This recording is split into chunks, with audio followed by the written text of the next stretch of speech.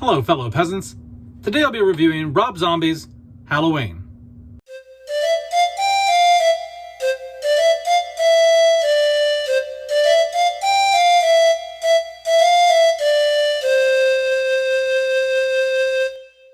Alright guys, so I just got done watching Rob Zombie's Halloween.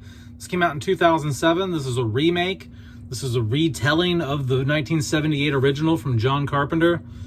And basically what it's about is Michael grows up in some like white trash, environment.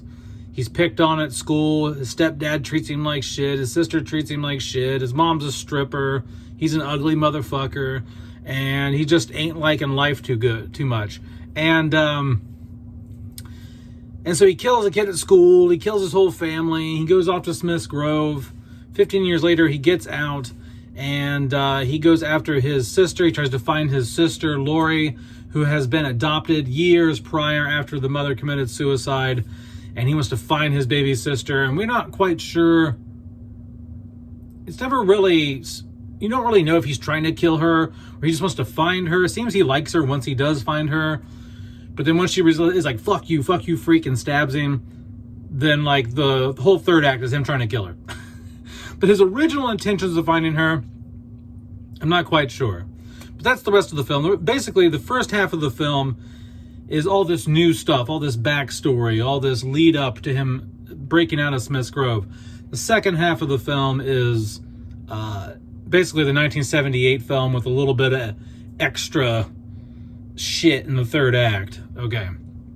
What do I like? What do I not like about Rob Zombie's Halloween? What I like is, for the most part, the film is entertaining. It is. It goes. It moves. It keeps my attention pretty much the whole time up until like the last 10 to 12 minutes or so. Maybe 10 to 15 minutes. But the pacing here is good. It's actually an entertaining film. I'm not going to compare this to the original. I'm not going to do that because it's really stupid to. Like, no remake of Halloween is going to beat the 1978 original. But this is a fun film to watch. If you just watch it like, okay, what if? Like a what if situation. What if this is what happened? What if, it's not that bad, okay? It's a good movie. And it's actually Rob Zombie, from my experience. I haven't seen every Rob Zombie movie, but from what I have seen, this is Rob Zombie's like most professional looking, polished studio film. Now, my favorite film from him is probably House of a Thousand Corpses. But this film has a nice sheen to it. It looks professional. You can totally tell the suits at the studio had their hands on this film. But I don't mind that. I feel like Rob Zombie needs a bit of that because he's so... I don't know. Like, I don't want to say I don't like when directors have full control.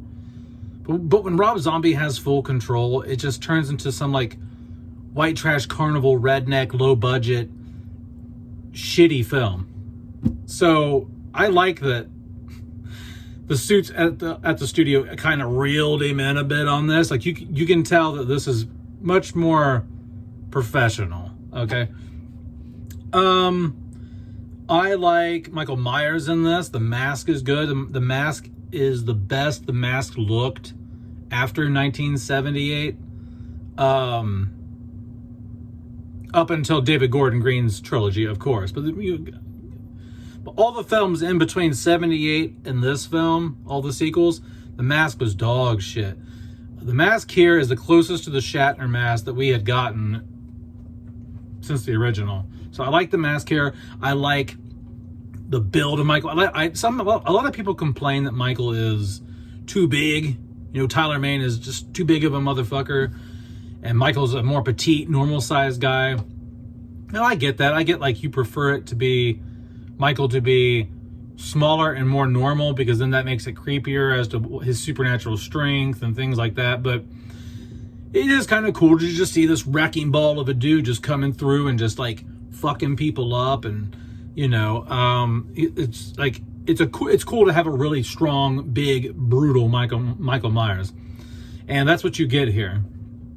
I also like Laurie Strode in this, and Annie. I'm not a big fan of Laurie Strode in general, okay?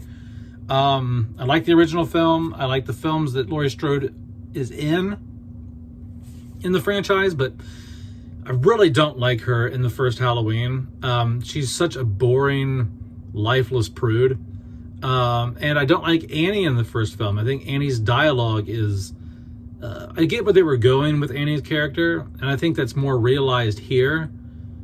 It's better done in this film, honestly. Annie's character is just... Her acting is dog shit. The actress cannot act in the first Halloween, who plays Annie. And Annie's dialogue is horrible. Hey, jerk, speed kills, or whatever she said. Like, it's just so cheesy and cheap. I just don't like Annie and Laurie in the first film. So I think that this improves on those two characters. I really do. I think Laurie Strode in this film is far more likable, far more relatable. She just seems like a normal girl. She has a sense of humor. She's funny. She doesn't feel like Laurie Strode in the first film feels like a fucking like 60-year-old in high school or something. Like she just seems like a boring prude, and and that's what I think of Laurie Strode. What else do I like about the film? The kills in it are brutal. I like some of the humor in it. I like some of the injected humor into the film. I like the part where the dude's in the truck stop taking a shit, and Michael comes knocking on the door, the stall door. He's like, "Calm down, motherfucker. I got a taco something supreme talking back to me right now," or something. Like, he's just, I don't know. Dude is just like straight up, he's just fucking hilarious. Like that guy, he's cool. Joe Grizzly, bitch, or whatever he says. The soundtrack here is good. Excellent songs being played. I mean, one of my favorite songs is "Don't Fear the Reaper," which it plays in the original 1978 film, but you get it here a couple times. It plays a couple times in this film. It plays once when his sister is getting killed, and it plays it again when he, who is it? When somebody else is getting killed. It plays it later in the film too, when like another girl is about to get killed. It's kind of like Rob Zombie's kind of like using it as like an omen or something like that, or like a foreshadowing or something. What do I not like about... Oh, hold on. Another thing I like about the film. The fall atmosphere here. The fall atmosphere here is so much fucking better than the 1978 original. I know I said I'm not going to compare, and I already said like Laurie's better than, but I'm talking about the film overall. Now, I'm not going to say which film is better. Obviously 1978 is better. I'm not going to sit here and like... This review is not to compare and contrast the film overall to the original. I'm just saying, like, I liked these characters more than the particular characters in the original. I think they're done better. And I think the fall atmosphere is better in this one than the original. But overall, yes, the 1978 is the better film. It is the iconic film. It is Nick Castle is the best Michael Myers, obviously. So, all right. So yes, fall atmosphere, fantastic. What do I not like? I don't like the first 45 fucking minutes of the movie. I don't need the backstory. It's cool to have. I don't need it.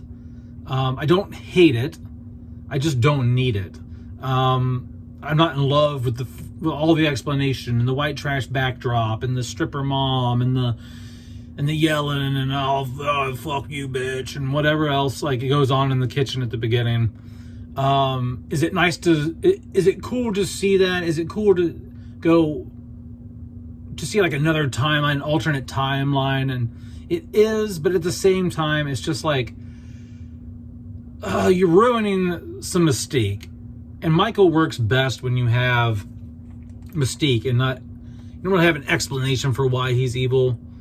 So I guess this isn't so much a negative as it is like a mixed thing. I'm mixed on the first 40 minutes, 45 minutes on this. Because I see what they're doing. It's cool to look at. It's cool to see. It's cool to get a different perspective. But at the same time, it does ruin that Michael Myers mystique and what made him evil. What drew him to, or what compelled him to start being a murderer, or, you know. And you don't get that in the original. It's just left up to your imagination. Nobody knows what made Michael kill Judith. So that's more of like a mixed thing, I guess, because I don't hate it and I don't love it. I'm just kind of like, it's okay to look at, but I don't need it. Okay. Next would be some of the dialogue, the acting, you know, just kind of over the top and gritty, just too filthy. Like Rob Zombie is very, I mean, it's Rob Zombie. It's a Rob Zombie film, so you're going to get some of that, like, really crude, nasty humor and dialogue. But, like, for a Halloween film, it just needs to have, like, a little bit more finesse, a little bit more class than that. And some of the dialogue in here is just a little too blunt for this film. You know, and in a normal Rob Zombie film, I expect this. I want it in a Rob Zombie film. But when Rob Zombie's playing in somebody else's sandbox, you kind of gotta, like, you know, reel it back a bit. And Sherry Moon Zombie, or whatever her name is, Rob Zombie's wife, her acting is atrocious in this. She does a bad job. What's his name? Is it Michael McDonald? Or who's the fucking guy that plays Loomis? The guy who plays Loomis in this, the guy who's also in, like, A Clockwork Orange and all that shit, he is, like, phoning it in, like, the whole movie. You can tell he does not give a shit. And some of his dialogue that they wrote for him even makes you feel like they didn't give a shit. Like when they're in the car at the end, and you think it's over, and she goes, "Was that the boogeyman?" And he goes, "Well, yeah, it was," or whatever. And then, like, Michael busts into the car and grabs Laurie. Loomis goes, "What the hell?"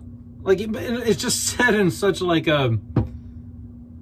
it's a moment that's supposed to be creepy and supposed to be scary. And then, like, the shitty dialogue and the shitty acting on his part just, like, takes you out of that moment.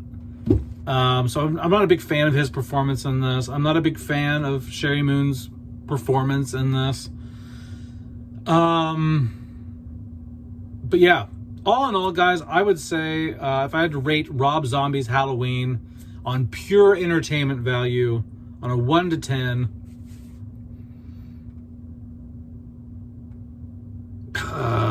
like a 7.5. 7.5, okay? It could have been an 8, but the damn ending's too long. That's another thing. This fucking ending drags out. Like, him and Laurie going at it in this house and up in the attic and going off the balcony and being in the pool and all this fucking shit. Like, it goes on too long. Like, they could have cut like a solid, like, 8 minutes out of this goddamn ending, you know? It just goes on too long, and it overstays its welcome. But that's my thoughts, guys. Let me know down in the comments below what you think of Rob Zombie's Halloween. Have a good one, peasants. Peace out. Bye-bye.